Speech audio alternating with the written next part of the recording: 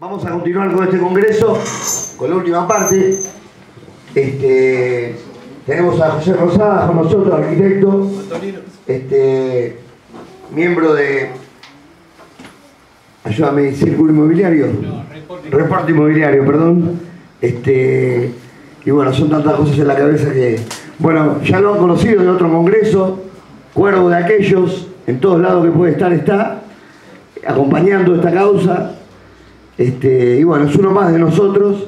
Y bueno, la idea es que él, con su conocimiento muy amplio en el mercado inmobiliario, nos dé su parecer, su información, básicamente siempre desde el punto de vista profesional, de lo que hace al valor de la propiedad que hoy tiene la zona por metro cuadrado,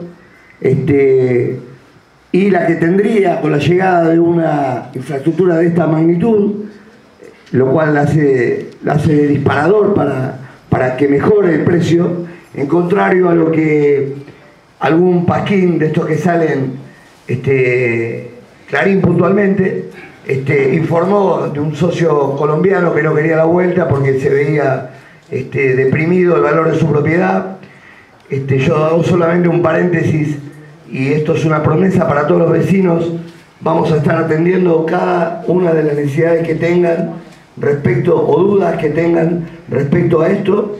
De hecho, lo hemos hecho, hemos gastado bastante dinero en alguna oportunidad producto de alguna fisura por trabajar en el polideportivo, y todo ha quedado solayado y arreglado como corresponde.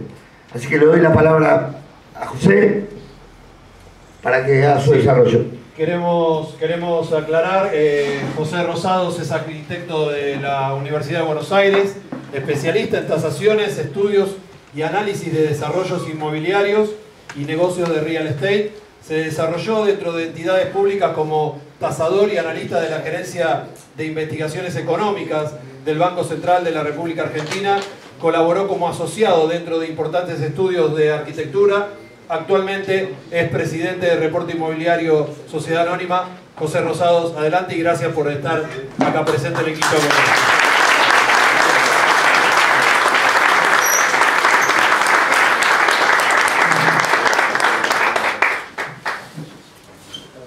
Bueno, muchas gracias. El agradecido, la verdad que siempre soy yo, por ustedes, por todo lo que hicieron. Realmente ustedes me hicieron... ahora sí.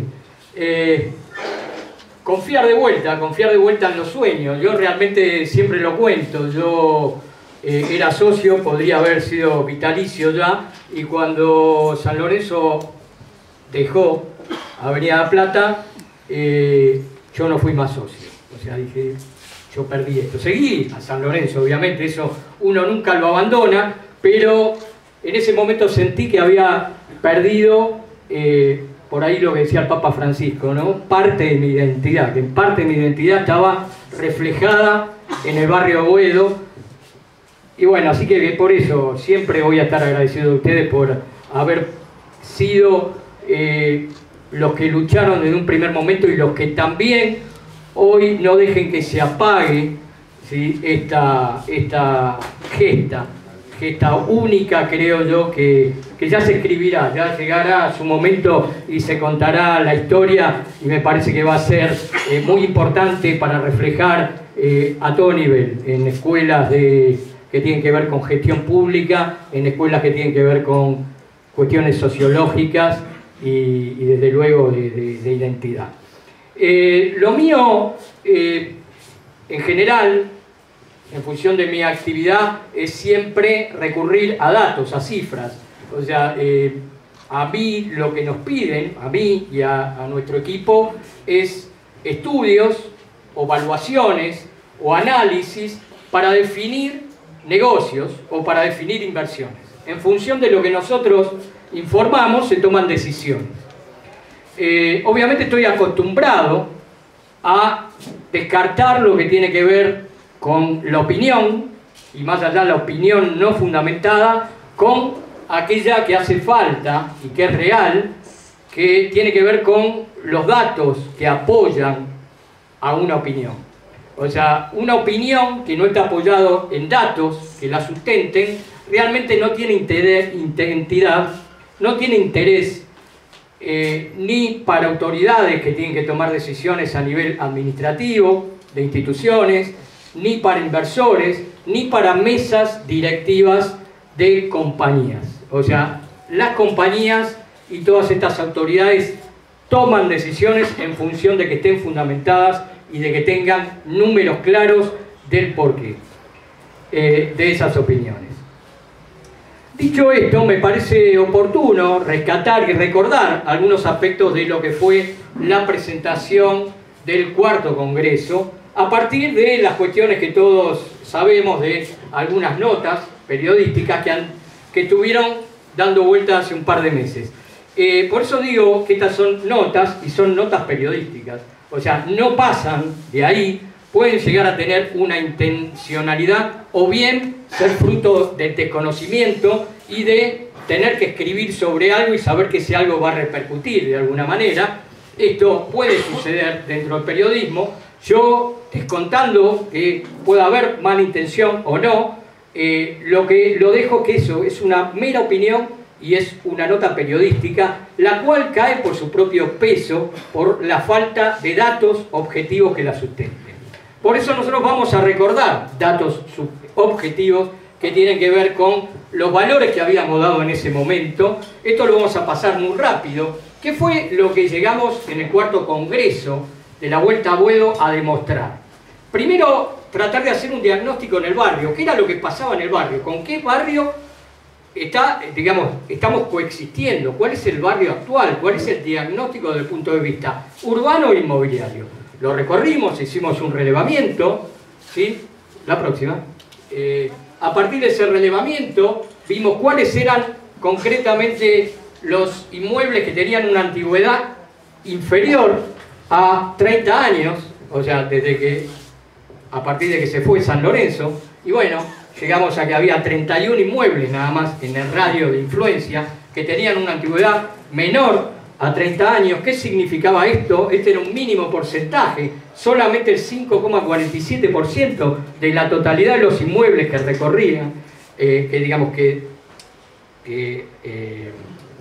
están alrededor del predio, tenían una antigüedad menor a estos 30 años. Vamos a la próxima. Y solamente había 3 obras en ejecución. 3 obras. De esto estoy hablando de cuando hicimos esto en junio del 2014. En todo este radio solamente detectar 3 obras. Y entre estas 3 obras solamente reunían 2.628 metros cuadrados. O sea, menos de 3.000 metros. Menos de lo que significa, por ejemplo, corregime si no, pero un edificio de un 866 o de 10 de 10 pisos, un poco más que eso. O sea, realmente insignificante, nulo el desarrollo urbano dentro de esta área. Y esto estamos hablando sin ningún tipo de estadio, estamos hablando con un hipermercado. Vayamos a lo... Justamente lo comparábamos con otras zonas, con la actividad que había en otras zonas, en zona de Caballito y en Almagro. Fíjense la cantidad de puntos de obras en un área similar contra esta área que tenía solamente 3 obras. Vayamos a la próxima. Y así llegamos a la primera conclusión, que es válido y bueno recordarlo y tenerlo presente. La salida del club y su reemplazo por un hipermercado no favoreció ni el desarrollo ni la renovación edilicia de la zona. Acá hay fotos, o sea, no hace falta sacar fotos y demás, hace falta caminarlo y recorrerlo, ¿sí? O, por ejemplo, lo que era esto reflejaba lo que era la situación hace aproximadamente 16 meses atrás. ¿Sí? Y que era muy similar a la de 35 años atrás. No difiere tampoco de eso. Seguimos. Después, ¿qué hicimos? También un diagnóstico con respecto a los valores de los locales comerciales. Sigamos. Con esto llegamos a la conclusión, a través de números concretos, y que eran números de la Secretaría de Planeamiento Urbano del Ministerio de Desarrollo del Gobierno de la Ciudad de Buenos Aires, que el valor era de 54 pesos por metro cuadrado y en base a ofertas concretas que había en ese momento de locación de inmuebles comerciales, y que esto era un 60% menor al valor promedio de locales comerciales de la ciudad. Sigamos. Por lo tanto, también podíamos sacar una nueva conclusión a partir de lo que pasaba en el segmento de inmuebles comerciales, que el corredor comercial está estancado con valores de cotización por locación reducidos frente a la media de la ciudad y otras localizaciones incluso en medio del mismo barrio. Y veamos, nada más también, ver cómo son estas fachadas. Todo un frente comercial, todo un frente muy bueno, muy buena visibilidad, desaprovechado. Lugares abandonados, cerrados, tapiados que todavía hasta hoy persisten.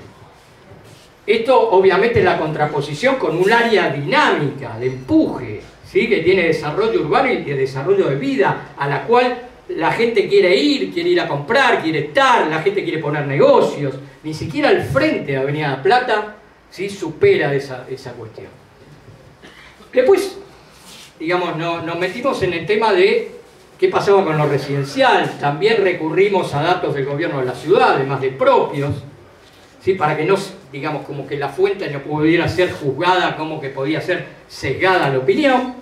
También cuáles eran un mapa de calor, las zonas demandadas, y obviamente la zona del predio no estaba. Vayamos a la siguiente. Y después fuimos concretamente, y esto está bueno repasarlo, para también reflejar lo que pasa hoy, a ofertas concretas que había en ese momento en venta de departamentos.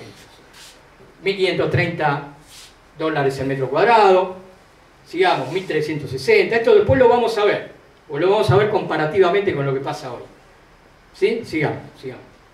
Casas, distintos inmuebles, ¿sí? Y aquí llegamos a la conclusión en ese momento también, que los departamentos usados en el radio de influencia, los valores estaban por debajo del promedio incluso del barrio de Boedo.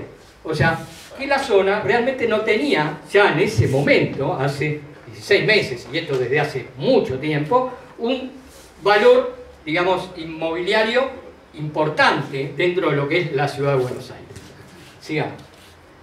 Entonces, después, también intentamos demostrar, ¿sí? Alguna cuestión, que si la presencia de un estadio, porque se decía, la presencia de un estadio que no es compatible con usos residenciales adyacentes en la zona, ¿sí? Como obviamente lo que está en boga, o que por ejemplo con algún preconcepto se asume hoy, que son incompatibles, que si hay un estadio la gente no puede vivir cerca. Entonces dijimos, bueno, vayamos a ver ejemplos, vayamos a ver qué es lo que sucede a nivel internacional y a nivel nacional. Y también ver cómo son los valores inmobiliarios alrededor de esos estadios. Entonces, nos fuimos a pasear por Camp Nou, ¿sí? En Barcelona.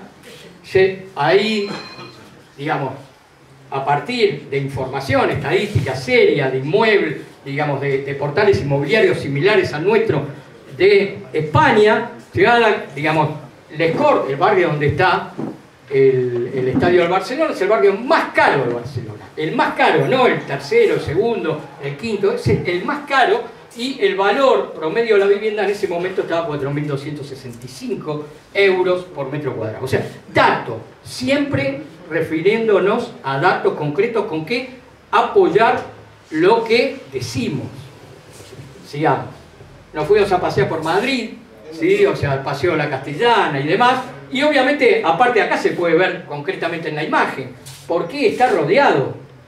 O sea, obviamente no está rodeado por una villa de emergencia, porque si uno tuviera que pensar que un estadio no es compatible con la vida realmente de una ciudad, con lo residencial, uno tendría que decir, los estadios únicamente pueden estar en lugares que no haya nada alrededor, o obviamente únicamente rodeados de viviendas de muy bajo valor, lugares marginales, cosa que no ocurre, que lo demostramos. Sigamos.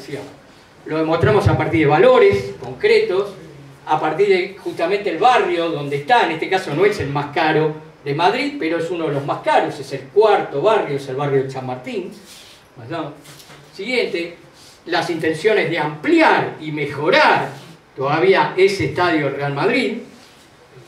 Nos fuimos de ahí, pasamos más hacia el sur, venimos del norte, vamos al centro y pasamos al sur a Sevilla, donde estaba localizado el Sánchez Pizjuán, justamente en un entorno muy característico de Sevilla, y por otro lado, digamos, rodeado de inmuebles residenciales y también el barrio más caro de Sevilla. Vayamos a la siguiente y después vinimos para acá. La cancha de River, no vamos digamos, a abundar en datos, ya todos sabemos lo de Barrio River, y después también les voy a leer algunas opiniones al respecto. Sigamos con la siguiente, los valores. Dijimos, vemos los valores acá, vamos a ver ofertas concretas alrededor de estos estadios que tomamos para comparar y ver qué ocurre entre un lugar que no tiene un estadio y lugares donde hay estadios. ¿Cómo se comportan los valores? Bueno, ofertas concretas, sigamos, rápido. Después nos fuimos a pasear a la Paternal, también analizamos los valores por cómo está rodeado también, por viviendas, sigamos. Los valores concretos que tomamos de oferta, sigamos. El estadio de Albois, vamos más rápido porque si no, los valores. Y recapitulando, estas fueron las conclusiones del congreso anterior y que hoy vamos a retomar en la misma sintonía. El área que rodea al predio, esto lo dijimos en julio del 2014, se encuentra desde el punto de vista del desarrollo urbano estancada. O sea, este es un dato de la realidad. Esto no es opinable. Esto es comparar lo que sucedía hace 35 años con el desarrollo, las obras que hubo durante ese trayecto de 35 años que separan estos dos momentos. El reemplazo del club por un hipermercado no fue un factor que potenció el desarrollo urbano, ni los valores inmobiliarios en el entorno circundante. O sea, también, concretamente lo vimos. Lo último, hemos verificado a partir de datos concretos de la realidad, internacionales y nacionales, que la presencia de un estadio no es un factor per se, por sí mismo, para la desvalorización de las propiedades vecinas. ¿Okay? Estas eran las conclusiones a partir de cifras y datos concretos. Vamos a retomarlo a partir... Sí. Te hago una pregunta. Lo que vos nos estás explicando ahora, ¿salió publicado en algún lado? Yo vi videos que subieron a la web, la subcomisión de ¿Sabés Lynch. por qué te lo pregunto? Porque este artículo yo lo leí también. Y el común de las personas agarra el diario, lo lee, dice, estos cuervos me están jodiendo, me están jodiendo. Lo tiró, lo hizo papelito, lo que quiera. Pero se quedó con esa idea. ¿Está? Entonces, siempre lo vamos a tener de la vereda de enfrente a esa persona. Porque esa persona leyó en un diario de que todo eso era nefasto para el barrio. Pero nadie salió a desmentirlo, dando las razones por cuál puede ser beneficioso. Entonces, si vos no explicás, o San Lorenzo no explica por qué es beneficioso, ese tipo siempre va a tener dentro de su cerebro el mosquito que le va a decir, estos son unos hijos de puta, no, estos te van a complicar la vida. No nos metamos con, por ejemplo, el barrio River, porque conozco muchas personas que viven dentro del barrio River y cada vez que River juega putean a diestra y siniestra. Entonces, no levantemos pólvoro, no levantemos tierra donde no tenemos que levantarla. Me parece, es una humilde opinión. No, entiendo tu preocupación y entiendo, digamos, el cuestionamiento. Yo creo que justamente hay momentos oportunos en los cuales hacer valer una respuesta y cuándo no hacerlo. Me parece que el momento oportuno se va a dar, sin ninguna duda, y para ese momento oportuno no vale solamente una opinión que yo diga que están 25% más baratos, ¿sí? O porque la gente... No va a valer eso. Lo que va a valer va a ser, esto es mínimo comparado con lo que hay que preparar, si se quiere fundamentar, como yo decía, con cifras, con datos, que es con lo que se toman las decisiones, porque lo otro se puede manejar la tribuna un poco, pero también eso hay que reconocer.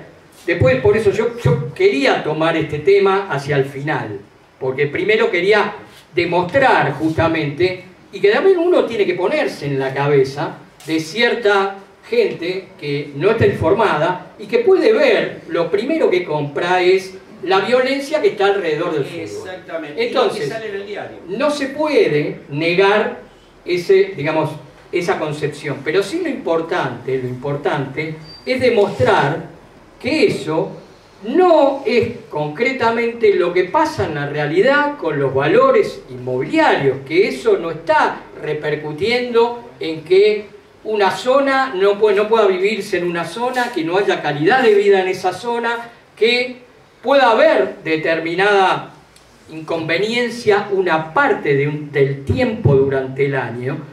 Por ejemplo, estimativamente, adelantándome hacia el final lo que pensaba decir, si uno saca estimativamente el tiempo durante el año que podrían existir esas complicaciones, es entre el 1,30 y el 1,50% del tiempo anual. No estamos hablando ni del 10% de las horas, de menos del 2%. Esto es contar los días que habría partido, ¿sí? Y un lapso de horario entre 5 o 6 horas cada uno de esos días. Si eso uno lo toma y lo compara con la cantidad de horas del año, en la cual va a haber otras actividades que al revés fortalecen a la calidad de vida, mejoran la situación del barrio, o sea, nunca las decisiones, nunca las cuestiones pasan por analizar únicamente un factor.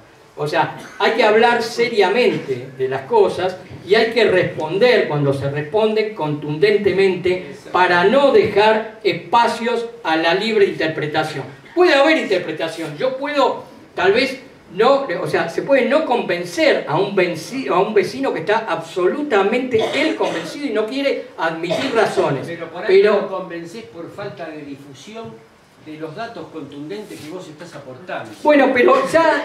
o sea, el que no sabe es como el que no ve. En su momento digamos, yo creo que esto va a pesar y me parece que hay que ir despacio también, y a veces cuando uno se monta ante una determinada provocación, yo entiendo que a veces se hace más grande a esa provocación, se la alimenta. Entonces, pero vayamos, si me permitís, a redondear, justamente seguir con este tema para reforzar. Nosotros, en el mes de agosto, hicimos en Reporte Inmobiliario un mapa a partir de las ofertas concretas de cotizaciones de propiedades en nuestro portal, una vez filtradas, o sea, con rigurosidad técnica, que lo hicimos por radio censal. O sea, radio censal en algunos sectores de la ciudad que tienen alta densidad es igual a una manzana. En otros no, en otros ocupa por ahí 3, 4 manzanas, porque esto está en función de la densidad de gente que vive en ese lugar, ¿sí? Entonces, a partir de eso, ustedes van a ver, acá, por ejemplo, en este mapa se ven las manzanas que están más rojas, son las que más valor tienen, y después las distintas manzanas con una escala de valor. Pero, ¿qué hicimos nosotros? Yo cuando vi esto, le pedí a mi equipo, le digo, bueno, a ver, veamos los distintos estadios en la Ciudad de Buenos Aires.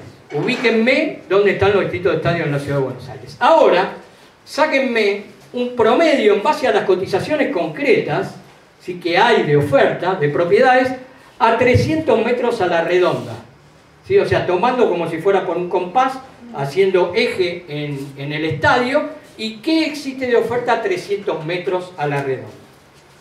Estos son algunos de los estadios y vamos a ver la próxima. ¿Cuál fue el resultado concreto de eso?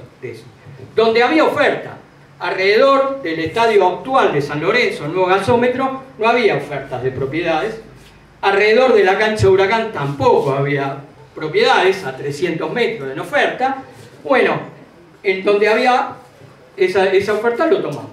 Fíjense los valores. Defensores de Belgrano, o sea, también una cancha de menor capacidad, $2.839, 2.700, excursionistas, River Plate 2.120, y esto que no llega, con ese radio no llegaba al Libertador, sino esto hubiera sumado creo a alguno más. Ferrocarril Oeste 2.078, Argentinos Juniors 2.033. Bueno, acá están los distintos valores.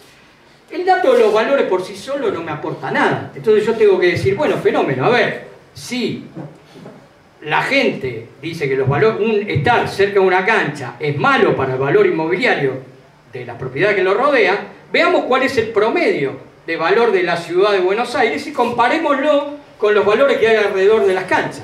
Pasemos a la próxima. Este es el valor promedio de Cava. Todas estas canchas, alrededor de todas estas canchas, el valor es superior, en un radio de proximidad, no estoy hablando a 5, a 6, a 7, a 300 metros, es superior al promedio. Solamente en 2 casos, era inferior, en Deportivo Español y en Boca Juniors. ¿Sí? Sigamos, no voy a adelantar conclusiones, pero bueno. Entonces dijimos, bueno, acá está claro que no se puede decir, hay una cancha, el valor inmobiliario despreciable, porque está por encima del promedio de la ciudad, ¿sí? Con cancha. Entonces dijimos, bueno, repasando lo del Congreso, los datos de la oferta que había en ese momento, que les mostré antes, en junio de 2014, acá en Las Torres, 2 ambientes, metro cuadrado, $1.360 por metro cuadrado. Dijimos, vamos a ver ahora cuánto están pidiendo. Entonces si dicen que las propiedades bajaron, veamos con datos concretos si bajaron o no. Es lo más obvio que se puede hacer. Veamos, oferta hoy, noviembre del 2015. Un ambiente, está bien, un ambiente, menos metros, 20 metros, $2.100 el metro cuadrado. Primer dato, la realidad. Comparar una oferta concreta con otra oferta concreta en 2 momentos distintos. Vamos a la siguiente. Otro departamento usado, también acá enfrente, 3 ambientes. Bueno, en aquel momento, $1.339 por metro cuadrado, hace 16 meses atrás. Vamos a ver ahora, noviembre de 2015, una unidad en una de las torres que son la que tiene más bajo valor, un poco más bajo que la otra, $1.605 el metro cuadrado. O sea, bajó en base a esto las propiedades, se incrementó en base a este parámetro, este dato, la realidad, casi un 20%. Vamos a ver otro, lo que están pidiendo por otro, 3 ambientes. Torre mejor, de mejor estado, todo. $1.909 por metro cuadrado. Con respecto al valor metro cuadrado de junio del 2014, de esa oferta, un 43,39% por encima. Sigamos. Había casas en aquel momento también que nosotros pusimos de ejemplo. Una de ellas está en la calle Cenillosa, 170 metros cuadrados. Esta es la fachada. $1.529 el metro cuadrado. Esa casa no está más, se ve que se vendió. Hay otra similar que está más cerca al predio. Está acá nomás, en Muñiz.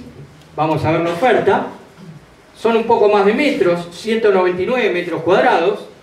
1.909,55 el metro cuadrado, o sea, 25% más de valor por metro cuadrado, y ni que hablar de la cotización de 380.000, ¿sí? O sea que, si yo tengo que fundamentar esto, o sea, si hay que fundamentar, como lo piden muchas veces los jueces piden pericias para fundamentar, por ejemplo, lo que valía un valor en determinada época, lo que puede valer ahora, si hay que hacer indemnizaciones, no, y demás, hay que apoyarlo con esto. Eso es lo que vale, eso es lo que cuenta. Si no con la opinión de algún anónimo, ¿sí? Entonces, esto es un dato. Y esto, o sea, mucho más profundamente se puede desarrollar. Esto es un botón, digamos, para muestra, un botón.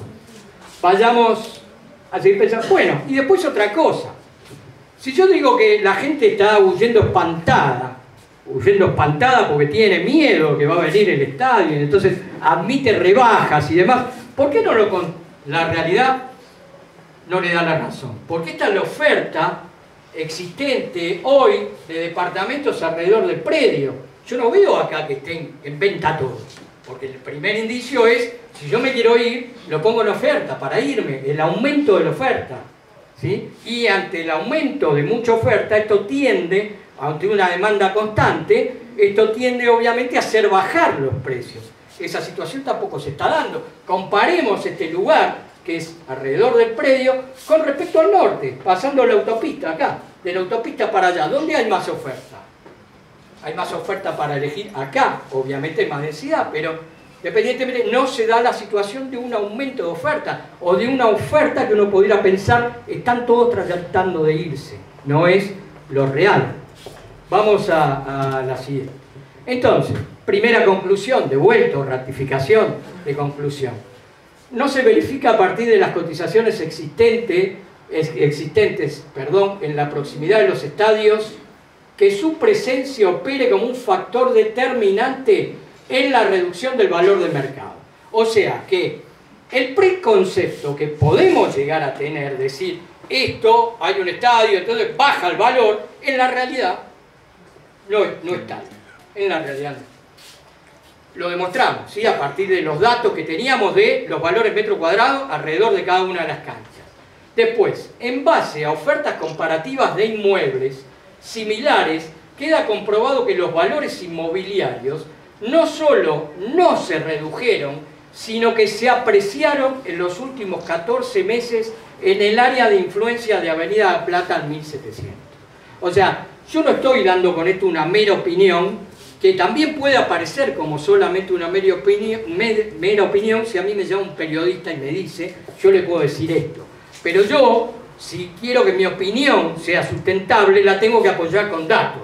O sea, le digo, yo le digo esto porque yo me baso en estos datos concretos y objetivos, chequeables por cualquiera, chequeables por quien quiere, totalmente transparentes.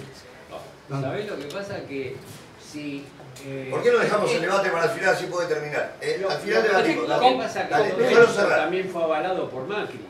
Concluimos, concluimos. Hay muchas cosas, sí, pero muchas cosas que a veces van y vuelven mejor. Ojo, a veces es mejor.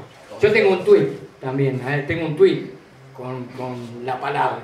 Entonces, sirvió. Un estadio, de vuelta, a lo mismo. Un estadio no es compatible con usos residenciales adyacentes a la zona, lo que también en el cuarto congreso demostramos. Vamos a esta hipótesis a pasear por otro lado, vamos a pasearnos por el mundo y por la ciudad de Buenos Aires en otro lado. Vamos, Inglaterra elegí, en vez de España y demás, Inglaterra. Este es el estadio del Chelsea, y el estadio del Chelsea, acá ven la ubicación y acá ven el mapa de valores de acuerdo también al portal más prestigioso de Gran Bretaña. Lo rojo que es pegado al estadio son las zonas más valiosas. Es el área más valiosa de todo este barrio donde está el estadio del Chelsea. Veamos el entorno, acá están las fotos. Ustedes pueden apreciar que este entorno sea, digamos, abandonado, que esté más con un área, digamos, que no tiene desarrollo. Sigamos. Vamos a ver el estadio de Emirates, que es lo que lo rodea. Acá está la entrada al estadio, ¿sí? Estas son las edificaciones que lo rodean al estadio. Sigamos, dentro del casco urbano de Londres, no a kilómetros. Wembley, también lo que lo rodea. Vamos más rápido. Tottenham, fíjense en la situación. El estadio, las tribunas y demás, se paró por una calle, viviendas pegadas en relación directa con el estadio. ¿Sí? Sigamos. Acá, por ejemplo, justamente que planea, proyecta el Tottenham para su nuevo estadio. Y fíjense que planifica un nuevo estadio, y el nuevo estadio, o sea, ya no se piensan solamente con... lo que hoy se piensa en el urbanismo, en los desarrollos inmobiliarios y demás, es la mixtura de usos, es que no sea solamente un solo uso, y cómo poder financiar y desarrollar distintas actividades. Y acá se le suman torres al proyecto del estadio. O sea, no es que va el estadio solo, va el estadio con torres. O sea, yo pienso en hacer un estadio y aparte, formando parte del mismo proyecto, torres. Torres de vivienda, de oficinas. Otro estadio, el de Brentford, más chico, de 25.000 personas, en el cual también, esto no es que esto es existente, esto es un proyecto. ¿Qué proyectan? El estadio y rodeado de torres de vivienda. ¿Sí? Sigamos.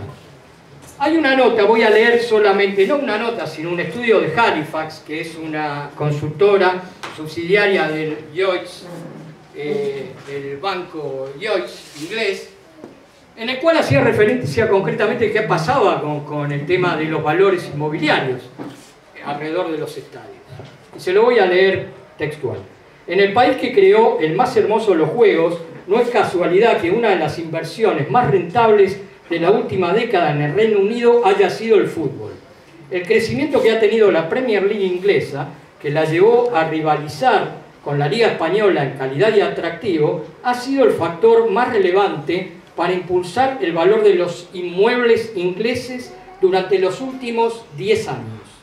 Las propiedades cercanas a algunos de los más famosos estadios de fútbol vieron crecer su valor en un 137%, en promedio desde el año 2002, mientras que en el resto del país lo hicieron en un 90%. Según este estudio de Halifax, ¿sí?, el precio promedio de las casas de los distritos postales de los 20 clubes de la liga inglesa, creció 137% y el valor promedio es de $330.000 de las propiedades alrededor de los estadios. En el mismo periodo, el promedio de los precios de las casas en el resto de Inglaterra se mantuvo en un crecimiento de un 90%, o sea, creció menos.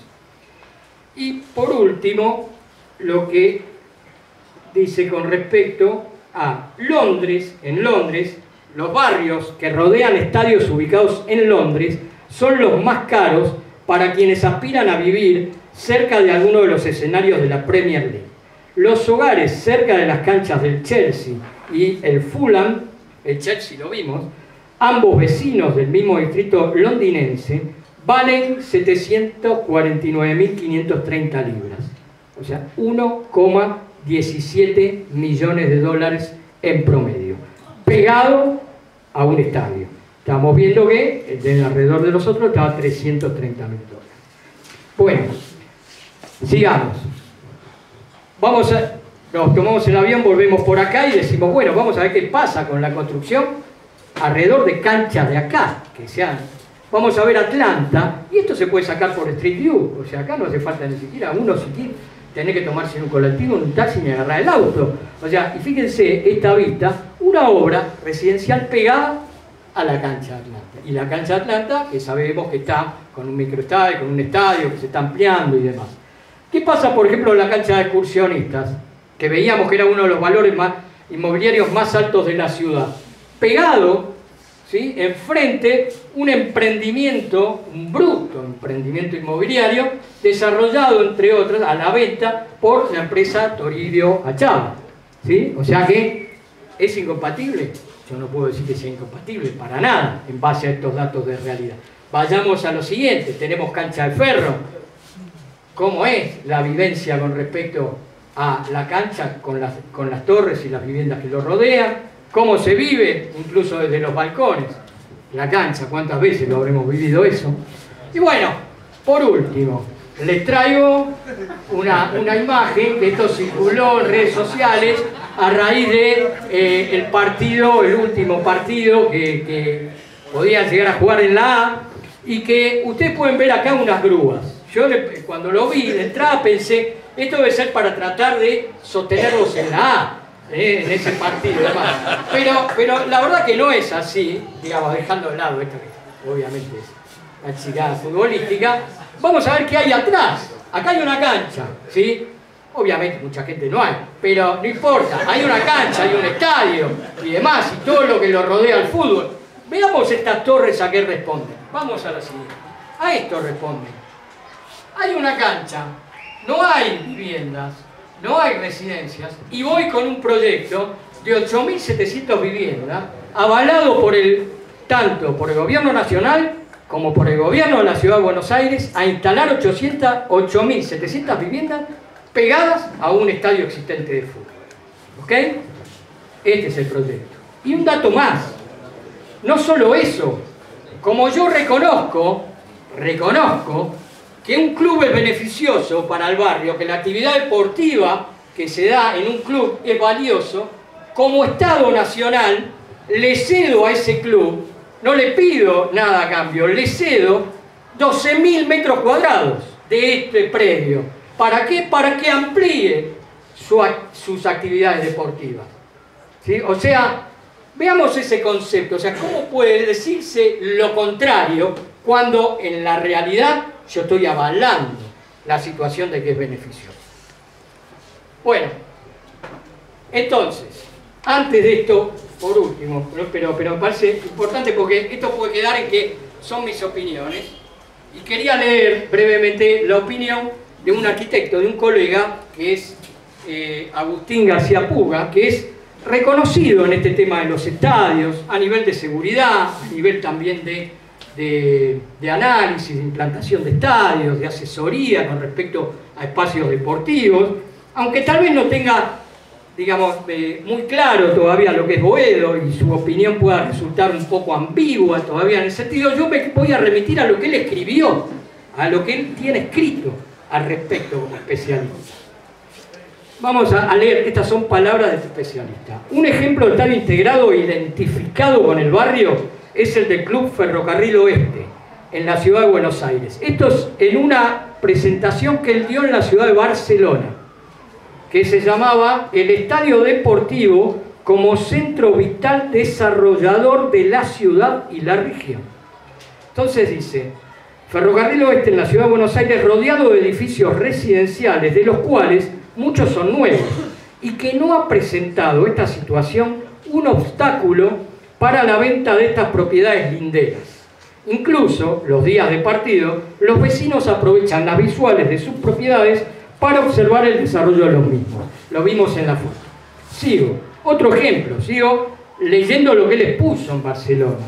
Otro ejemplo es el del nuevo y resplandeciente estadio Wembley, del que veíamos fotos, que ha causado una verdadera revolución urbana en su entorno, incrementando la construcción y valor de propiedades, generación de nuevos puestos de trabajo, estimados en 7.500, y una identificación comunal muy importante. Tan grande ha sido el impacto que provocó el nuevo estadio que incluso se están promocionando y construyendo nuevos complejos de vivienda para gente de un buen nivel económico en las parcelas linderas al mismo. Wembley es un estadio multipropósito, bueno, no voy a venir. Después habla sobre River. Dijiste, no viene, habla, porque uno tiene que hablar de lo que pasa, de las realidades. Y también admite, pese, porque uno no tiene que negar lo que ocurre durante un determinado lapso de tiempo o lo que puede llegar a ocurrir. ¿Sí? Pese a los grados de molestia que indudablemente se generan en el vecindario cuando se produce algún evento, sea cual fuera su naturaleza, se puede comprobar que el valor de las propiedades que rodean a semejante coloso, debe ser hincha de River, se ha incrementado hasta llamar al barrio como Barrio River. Popularmente es conocido así con este nombre porque estaba hablando en Barcelona. Uno de los más buscados y cotizados de la ciudad de Buenos Aires. Y para concluir, el valor inmobiliario de las propiedades no decrece por más que tenga un estadio instalado con actividades deportivas frecuentes. Solamente cae el valor de las mismas si empeora la situación económica del lugar y la comunidad pierde posibilidades de desarrollo. Palabra de un especialista en la materia, escrito independientemente de lo que pueda opinar en particular sobre esto. Vayamos entonces a una conclusión. Por eso, yendo a lo que vos decías y demás, yo creo que pueden existir temores que parten de un preconcepto, del preconcepto y solamente de un preconcepto, haciendo solamente como que lo válido es ese y no el resto de factores que influyen en la calidad de vida y en el valor inmobiliario de las propiedades. Por eso, esta es una imagen de una serie, pero que la verdad que cuando lo vi dije, retrata tal cual, dice, cada factor tomado por separado no es concluyente. Los valores inmobiliarios, la calidad de vida y demás, sucede cuando pasan diversidad de cosas, cuando se dan distintas situaciones, no solamente a partir de una sola situación. Y justamente esa situación que puede llegar a vivirse como no positiva, digamos, es solamente el 1,5% del tiempo al año contra el 98,5% en el cual se va a ver beneficiado el barrio. Entonces, es como todo, hay a veces una de cal, una de arena. Acá no sería una de cal, una de arena, sino que sería una mínima parte de una y de la que es mejor muchísimo más. Así que bueno, vayamos a la otra. Yo creo que hay que entender estas situaciones, estos miedos, hay que responder adecuadamente a estas situaciones y que concretamente es real. O sea, San Lorenzo volvió a Boedo porque es parte de Boedo, es indisoluble con Boedo. No se puede entender ni a San Lorenzo sin Boedo, ni a Boedo, que es lo más importante, sin San Lorenzo. Así que bueno, muchas gracias a todos. Agradeciéndole la participación a los profesionales hoy, José Rosados, Claudio Pando, Roberto Pando, Claudio Grimoldi, Sergio Montero, también el ingeniero Claudio de Simone, por supuesto, a Patricio Pantín. Abrimos para la gente alguna pregunta concreta que quiera hacer. Le pedimos no sean reiteradas sobre ya lo que se estuvo hablando. Sí. Quería preguntar lo siguiente. Si los dirigentes de San Lorenzo están en conocimiento de una exposición como la que nos acaban de dar, que es brillante, sobre el contexto de lo que es el mercado inmobiliario en Buenos Aires y en el mundo alrededor de las canchas de fútbol. En el último congreso contamos con la presencia del presidente de San Lorenzo y el vicepresidente segundo, tal como estuvo hoy, se tuvo que retirar. El presidente no vino porque recibió un premio de la Universidad de Palermo y bueno, conocen el tema y están al tanto. Otra pregunta. ¿Qué tal? Buenas noches. Primero agradecerle a todos el apoyo que llevan el proyecto adelante. Preguntarte si para mañana, cuando van a tratar la prórroga de la ley, si convocar una marcha o una movilización. Tenemos planeado ir hacia la legislatura, no en forma voluminosa y masiva, sino bueno, quienes se quieran acercar sería bueno. Están todos invitados a ir, digamos. Y tenemos preparado el lugar como para hacer entrar a la gente bien temprano y todo lo demás. La hora del tratamiento de la sesión, 11. Después de las 11 el tema se va a tratar entre la 1 y las 2 de la tarde más o menos. Tendremos que estar a las 12 ahí, como para tener lugar para entrar eso. Sí, no, para entrarlo antes, entre las 11 y 11 y media. Correcto, entre las 11 y las 11 y media nos encontramos en la puerta de la legislatura, quienes quieran asistir. Y me quedó una preguntita pendiente, pido perdón por no haberla hecho en su momento, el tema del polideportivo. Si hay algún tipo de financiación del gobierno de la ciudad de Buenos Aires. Hubo un acuerdo con el gobierno de la ciudad de Buenos Aires, inicialmente entre el gobierno de la ciudad de Buenos Aires y San Lorenzo, por el cual, con la contrapartida de la prestación del polideportivo para las escuelas linderas, el gobierno de la ciudad de Buenos Aires invertiría 4 millones de pesos en alguna parte de las obras. Estamos hablando que la obra supera los 16 millones de pesos por ahora, creemos que más también en el futuro, pero es solamente un pequeño aporte que hizo el gobierno de la ciudad de Buenos Aires para que poder tener como contrapartida, y lo vemos bien nosotros, la escuela de cuervos, que vengan los cuervitos o futuros cuervos a hacer disciplina al microestadio. Claro, parte de lo que está construyendo ahora es parte de ese dinero. Sí, después hubo un ajuste por mayores costos y todo lo demás, pero...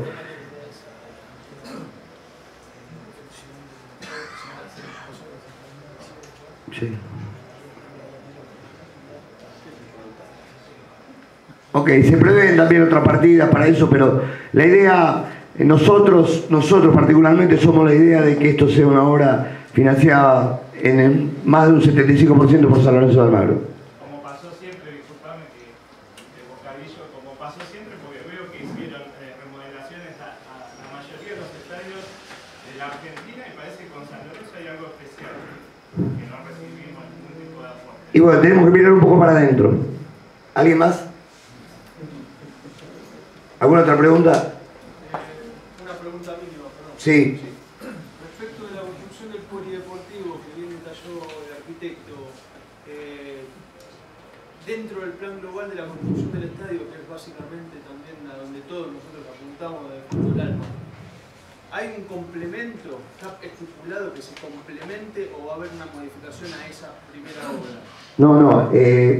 La construcción del estadio, del ecoestadio, el ecoproyecto, tenemos idea, con los tiempos que más o menos calculamos, el El polideportivo va a tener un uso aproximadamente entre 3 y 4 años, el cual prevemos amortizarlo, y después eso se desmonta porque hay una versatilidad en la construcción, hay mucha construcción seca, en la estructura, ha visto la estructura metálica, todas las columnas metálicas, el techo, y todo lo que se está haciendo de instalaciones que son propias del polideportivo, como vestuarios y grifería, la parte eléctrica, todo lo demás se prevé el recupero de eso y la instalación en un lugar posterior.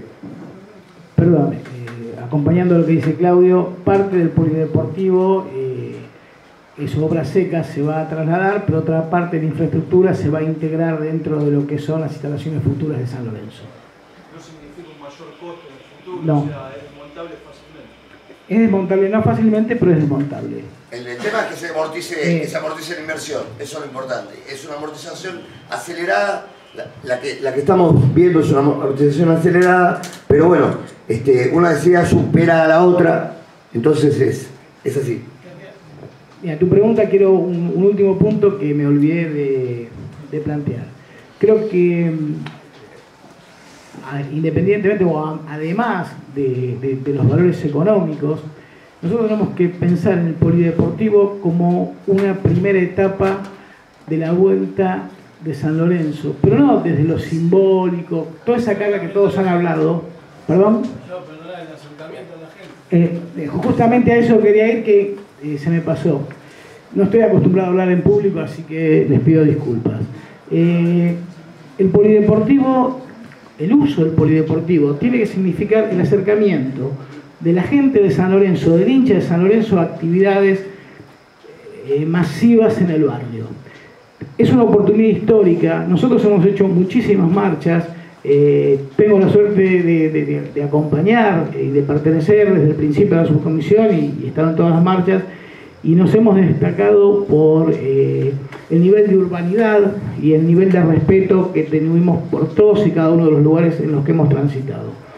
Es importante que en el uso del polideportivo funcione como una especie de prueba, y que el vecino se dé cuenta que la aparición de 2, 3, 4.000 personas en un evento, ya sea en la parte interior o la parte exterior, como plantea el proyecto, no significa que el barrio se va a llenar de coches sobre las veredas, gente meando, gente rompiendo vidrios. El objetivo es que todas las tareas que se generen, todas las actividades que se generen en el polideportivo, también le demuestren al vecino que la vuelta es a favor del barrio, no solo por las actividades sociales y culturales, sino que no se le genera ningún daño. O sea, la aparición del polideportivo va a significar un uso que va a generar que el restaurante de enfrente venda más gaseosas, que el kiosco venda más, porque va a haber 2 o 3.000 personas. Estamos trabajando en un acuerdo que está un poco trabado en este momento, porque esperemos primero la respuesta de Carrefour del 18, que bueno, todos deseamos que sea positiva. ¿Para qué? Para que los días que haya eventos en el polideportivo con un aforo de 2.000, 2.000 y pico de personas, calculemos que va a haber, no sé, cada 4 personas, cada 4 personas un coche, 500, 600 coches aparecerán en la zona. Para que esos coches no generen conflictos de que tapen estacionamiento sobre sendas peatonales, la idea es llegar a un acuerdo para usar parte del estacionamiento de Carrefour existente como un estacionamiento subsidiario al polideportivo. O sea, es muy importante en el uso del polideportivo como hinchas demostrar al barrio que no han llegado los burkas, sino que en realidad se va a potenciar el barrio. Una cosa que yo planteé al principio, que después fue reforzado por José, es el tema de que los estadios ya no tienen un solo uso. Sería una locura hacer un estadio para usarlo cada 15 días, por más que seamos de San Lorenzo. Tenemos que tener esa reflexión. La vuelta de San Lorenzo del barrio excede el fútbol, tiene que ver con lo cultural, y saquemos el tema sentimental, que somos hinchas de San Lorenzo. Veamos el tema de los números. ¿Qué aportaría San Lorenzo en el barrio? ¿Qué le vamos a dar al barrio que el barrio hoy no tiene? Hoy San Lorenzo tiene en el medio de la Manzanaí un mall de carretera, o sea, el Carrefour que está acá a 30 metros es el mismo que está en la entrada de, no sé, de Pinamar o en San Isidro. es una tipología que no es una tipología urbana. No quiero hablar con términos específicos de la arquitectura porque no los quiero aburrir. Muchos de los profesionales que él ha mencionado, García Puga es una persona que yo conozco, todos sabemos que meter un estadio en el medio del tejido urbano es muy difícil. O sea, no nos engañemos. La mayoría de los estadios que se están construyendo en el mundo no se están construyendo en el medio de la trama urbana. Hay excelentes ejemplos en el Mundial de Brasil de estadios insertos en el medio de la ciudad. Entonces, si nosotros estamos planteando hacer un estadio de fútbol, vamos a tener demasiadas dificultades. Tenemos que tratar de convencernos y convencer que lo que vamos a generar acá es un polo de desarrollo del barrio que va a pivotar en las actividades que se van a desarrollar debajo del techo, debajo de las tribunas y el estadio como un techo. Sería una locura, y ahora lo digo no solo como arquitecto, recibido en la Facultad de Arquitectura y Urbanismo, sino hasta como hincha de San Lorenzo, hacer toda esta movida para un estadio que se use cada 15 días. Nosotros tenemos que regenerar acá la trama urbana con una tipología que genere un colegio, que genere salud, que genere cultura, que genere diversión. El estadio de San Lorenzo en los años 40, 50, cuando la mayoría de nosotros no habíamos vivido, no habíamos nacido, era un estadio que satisfacía casi el 100% de la demanda de ocio de la clase media, media baja que vivía en la zona. O sea, ¿qué otra actividad había el fin de semana más allá de ir al club? Cine, televisión no había, internet tampoco. Hoy por hoy, San Lorenzo, al aparecer en el barrio, tiene que pensar en los objetivos de satisfacer las demandas del siglo XXI. O sea, hoy por hoy, ir a la cancha es una parte. Mucha gente no le gusta ya ver el fútbol, le gusta ver el fútbol por televisión. El fin de semana pasado todos vimos muchos vimos el partido de Real Madrid, 600 millones de personas. O sea, ya no, el negocio no es el fútbol. Quizás hoy se podrían jugar los partidos sin gente y el negocio del fútbol seguiría siendo negocio. Entonces creo que tenemos que tener muy claro nosotros que no tenemos que construir un estadio de fútbol, tenemos que construir un edificio en el cual en el techo se juega al fútbol. Y eso es lo que tenemos que interiorizar y transmitir. Y por último, creemos, nuestro grupo, yo no quiero repetir cosas que hemos hablado, lo hablamos cuando presentamos el ecoestadio, creemos que la arquitectura es un elemento educador, en cualquier orden. O sea, si a una persona uno lo pone en un entorno con cierto respeto hacia el usuario, el 90% de esos tipos van a respetar ese entorno. Si lo ponemos en un entorno que es agresivo, esa gente va a ser agresiva.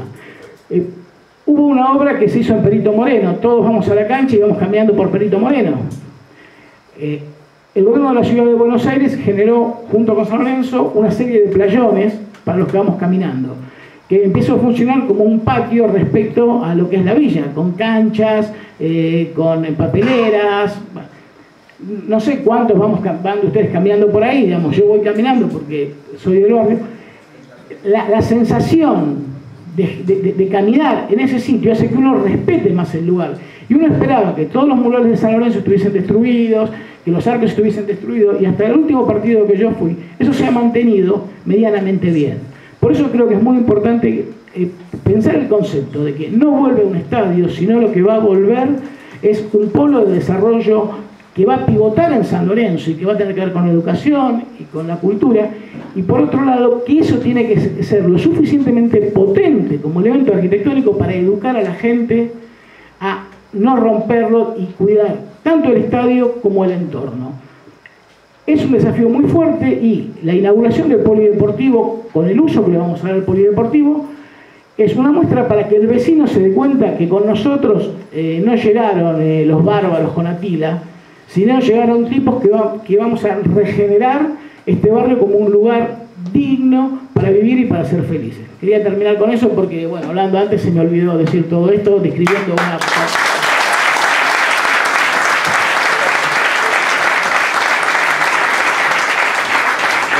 Complementando un poco lo que decía Claudio, cabe destacar que cuando decimos barrios, vecinos, más del 70% de los vecinos quieren que San Lorenzo vuelva a su lugar porque no se han ido de su lugar y en ese lugar había un estadio que hoy, como dice Claudio, los tiempos cambian, pero ese estadio agregaba valor de todo tipo, cultural, recreativo, deportivo, social.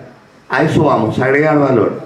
¿Alguna pregunta más? No, yo decía, Sí. de todo lo que habló acá el arquitecto, va a haber un plus, y un plus de seguridad. Ojo, las 24 horas, va a cambiar la iluminación, la vida que va a tener el barrio va a ser excepcional, y una seguridad que ustedes ni se imaginan lo que va a ser. Yo me crié en los años, en la década de 50, acá yo vivía acá, a Kuala Lumpur, yo entraba, cruzaba mi casa y entraba por la puerta del socio, y era espectacular. Era una maravilla, el barrio era una maravilla con el estadio. Pero yo tengo casi 70 años, puedo hablar, una maravilla, pero excepcional. Y cuando se fue al estadio, mucha gente la vi llorando y tirada ahí en la Avenida La Plata llorando, porque se iba al estadio. Ojo, bien. La seguridad va a ser excepcional. Bien, gracias. ¿Alguien más? Vamos cerrando por la hora. Bien, vamos a cerrar con un video rápido. Le queremos agradecer a Diego, el arquitecto Diego, ¿cómo era el apellido? Perelli. A Diego Perelli, que bueno, fue un colaborador de todas estas imágenes y que van a ver ahora. Gracias. Y al chino. ¿Qué? Chino. Ah, ya, al soporte técnico chino infaltable. Vamos, chino, carajo.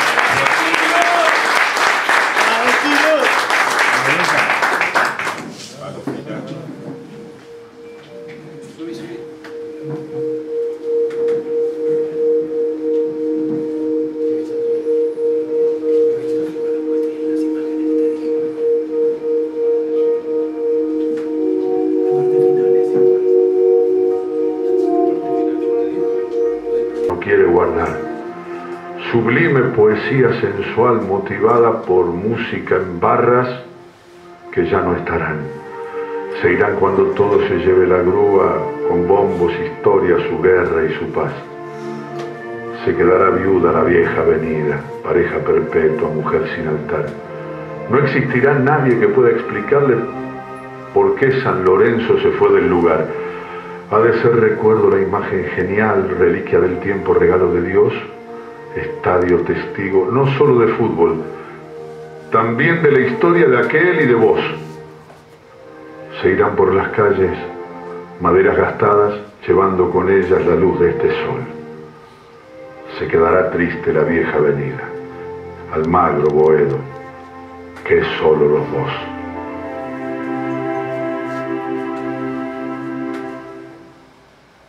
San Lorenzo era un club social de 30.000 personas que sostenía todo este barrio con las familias y venían de todos lados, porque era la ubicación mejor que había. Me costó muchísimo volver a pasar y volver a entrar a Carrefour porque me parecía imposible. Paso de largo y cada tanto, aunque estoy a 4 o 5 cuadras de acá, ¿no? Y veo esto y me da mucha tristeza.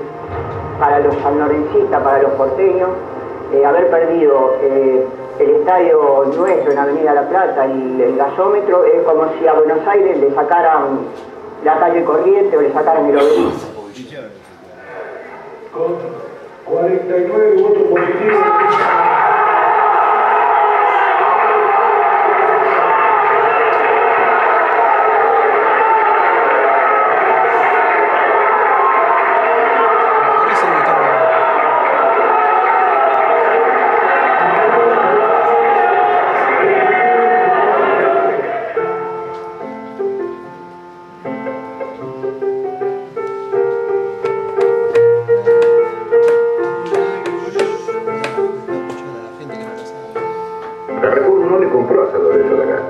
Se lo compró a un grupo de comerciantes que habían hecho el negocio, que pagaron $900.000 y cobraron de esta empresa francesa $8 millones.